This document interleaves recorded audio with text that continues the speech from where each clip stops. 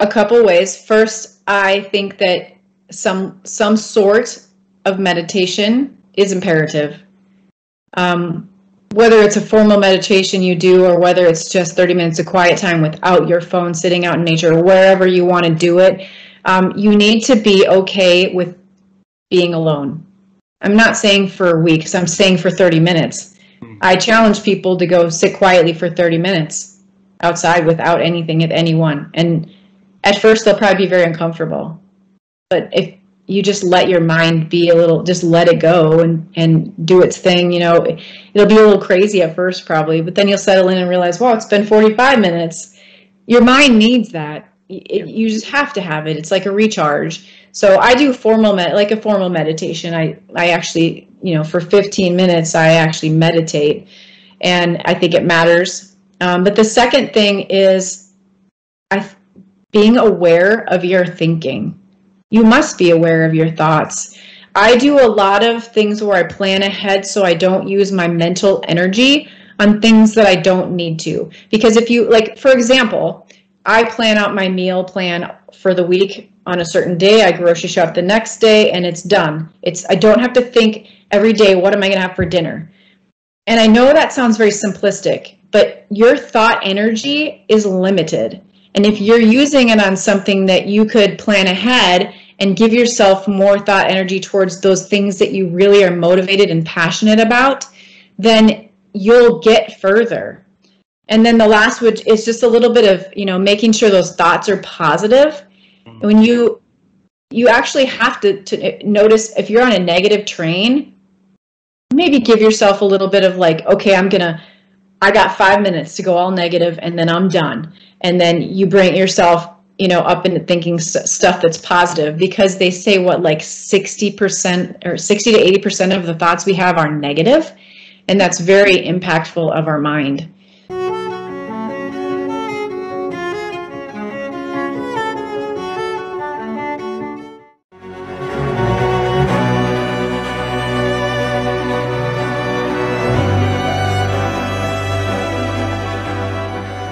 So I always had a fear of heights. I was the kid at the local community pool on the 5 or 10 meter board. I never jumped off of it. My twin brother would make fun of me. He was always jumping.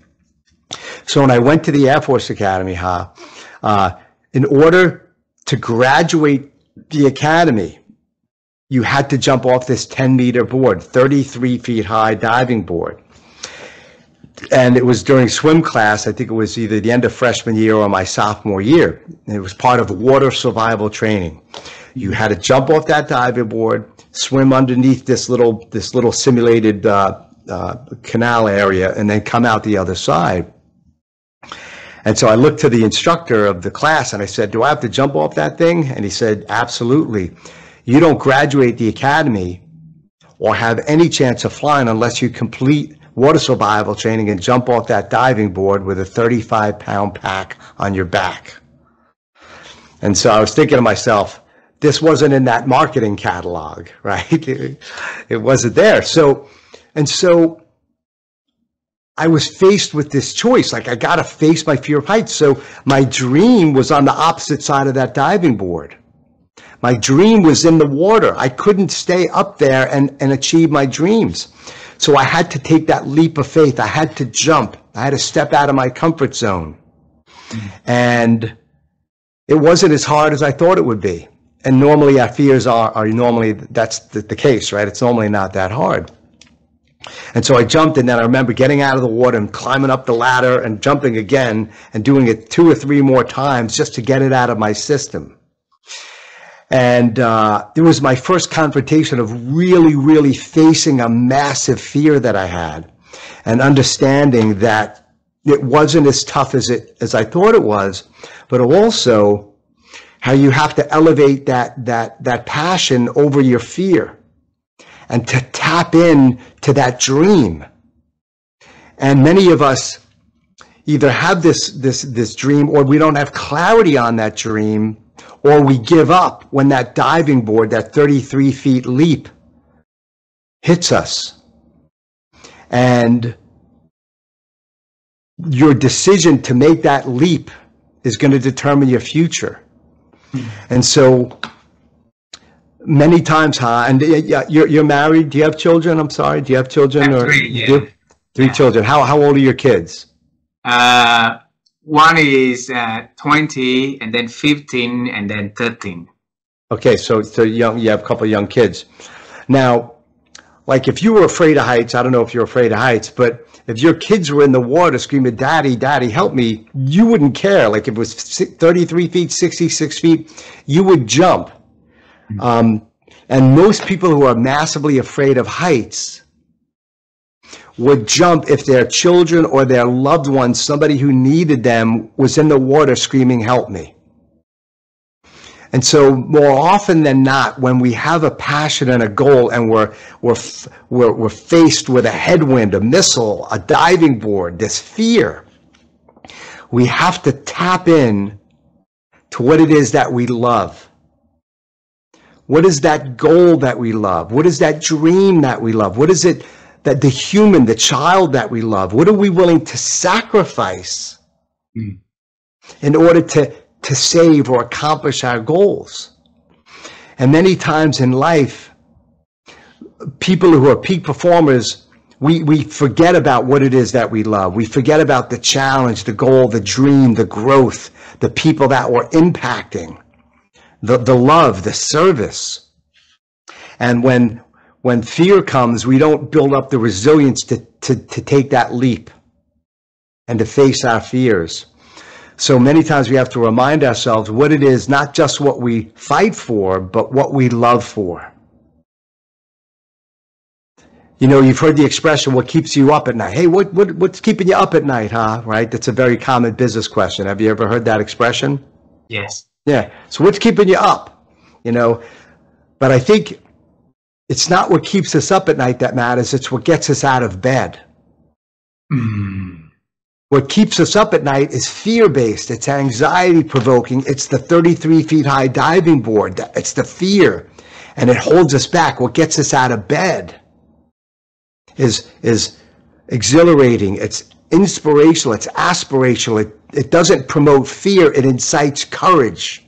And it only happens when you're tapped into what it is that you love, that cockpit, the plane, the dream, the child that loves you, your spouse, your future, your goal of opening your business, closing your first sale. Whatever that is, you got to tap into that and stay focused on that and be focused on that instead of the fear, and it'll help you overcome your fears. So my fear of heights, and then eventually claustrophobia.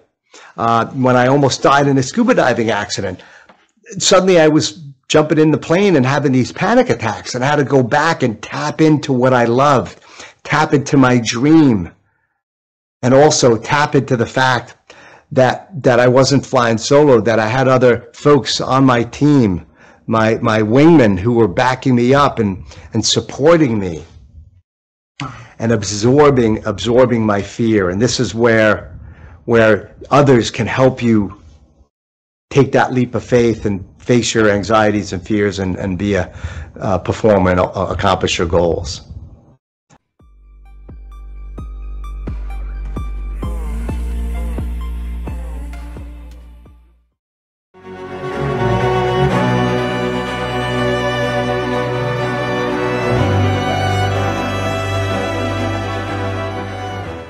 So when I was a little girl, very young, up until primary school, so when I was 6, 7, 8 years old, my family would come up to Cape Cod in our country, which is a part of Massachusetts that sticks out into the water. There's lots of beaches, water, the ocean. My grandparents, my maternal, my mother's side grandparents lived here on Cape Cod, sort of where I live now.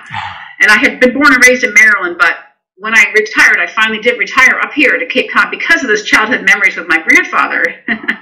So my granddad had a rowboat, and he would take me out when I was a little girl. My grandma would make us sandwiches, like peanut butter and jelly sandwiches, and my granddad would row the boat out into the bay, not the ocean, but a bay about a mile or two long, like the one I live on now. And he would teach me how to row. And for anybody who's rowed when they're young, you get into a rowboat, you have an oar in each hand. And when you're really little, first of all, the oars are heavy. Second of all, one oar always hits the water before the other, and then your boat goes the wrong way, and you just like wonder, am I ever going to get this little rowboat to go in a straight line? Because there's so many things that I'm just, I can't do this. And so my granddad would show me how to balance the oars and how to get my timing down and be patient. And he was very calm, cool, and collected. So he was a wise man. My granddad was a really wise man, which is interesting to say because he didn't have global travel experience or anything, but he was older. And I really think there's something to do with wisdom that you just don't have as a young person. There is wisdom. It takes time, over a lifetime. So my granddad was a wise man in his own way. And wisdom isn't something you can just put in a jar and sell. My granddad had his own form of wisdom, and that was knowing how to teach a young girl, how to pass it on to a young girl to help her have an experience on the water where I could eventually dominate those oars and I could row. And then once we rowed out into the middle of the bay, we could eat our sandwich. I could dive down and swim and find clams and have a great time. And it was all because I learned how to row out into the water and to do something hard and get there and then have the experience, the fun of being there. But yeah, my granddad taught me that. He taught me the perseverance, that there's a reward once you learn something. He taught me to love the water because otherwise I wouldn't have had a connection with the water and wouldn't have thought about the Naval Academy, the Coast Guard Academy. And that little experience as a girl that my grandfather gave me set the course for my entire life. So what I would say is, for anybody out there who's watching right now, there's somebody in your life who's younger than you, who's more inexperienced than you, who's less capable than you, that you can guide and mentor and pass on your wisdom. You might not have a whole lot of wisdom, but you have got more than they do in different ways. So I would challenge people to find a way to pass on something to somebody else who needs it, either at work or at home, a young little girl like me or an older person that needs some encouragement. So there's all kinds of ways you can pass your wisdom along, and you never know what kind of an impact it's going to make. And my granddad taking me out on the ocean, on the water when I was young, set the course for my entire rest of my life. And he would never know that he had made that impact on me because he ended up dying before I graduated from the Coast Guard Academy. So he never knew the impact he made. And so that's another thing about this delayed gratification. A lot of the things you do today, you're not going to ever see the benefits from, but you have to look inward and do what's right, do the right thing, and understand that a lot of what you're doing is planting seeds for the future. And that's what it's all about, is giving back the wisdom. And it doesn't mean you have to reap benefits from it. You need to learn to be selfless, and that's where that self-reflection comes in, like time in the pool, the time I've spent on sailboats, reflecting back on who I am. And then at this older age of life, that's why I wrote the book, is to give back the leadership lessons and maybe some of the wisdom that I garnered during this 40 years serving in uniform.